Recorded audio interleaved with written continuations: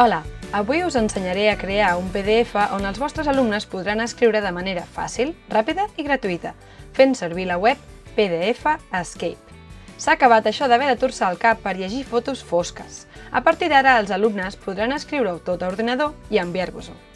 Val a dir que la millor combinació per a aquesta eina és fer les fitxes amb el Canva i baixar-les en PDF, i llavors editar-les amb el PDF Escape. Si no sabeu com fer-ho, a dalt a la dreta us apareixerà el link amb el tutorial que vaig fer sobre el Canva. Recordeu que per seguir veient vídeos com aquest, us podeu subscriure a aquest canal o escriure a la secció de comentaris els tutorials que us agradaria veure. Primer de tot, anem a la pàgina de PDF Escape. Hi podeu entrar des del Google o directament des del link que us deixo a la descripció del vídeo. Llavors trieu l'opció Online, que és gratuïta. Escollirem Upload PDF to PDF Escape per pujar el nostre propi arxiu PDF.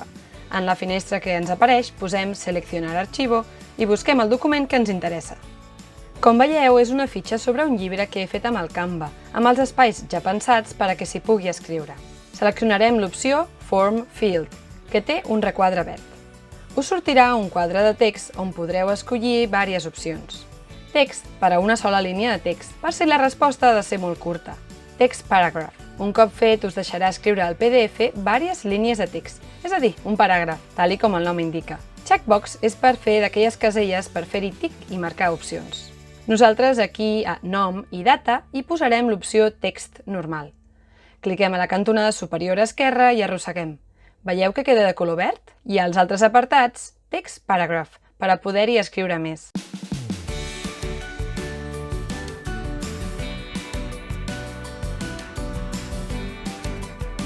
Un cop hagueu marcat totes les zones, anirem a buscar aquest botó verd de l'esquerra del tot on hi diu Save and Download PDF, és a dir, guardar i baixar.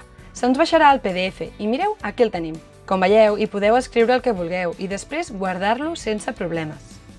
Quan el tornem a obrir, el que hi havíem escrit hi segueix sent. També hi podeu afegir més coses després. El PDF Escape va perfecte per a enviar i rebre tasques telemàtiques, crear documents per enviar a les famílies, per exemple, per a preparar la reunió d'inici de curs, o crear fitxes de treballs de recerca que fem a classe amb els alumnes que puguin omplir fàcilment.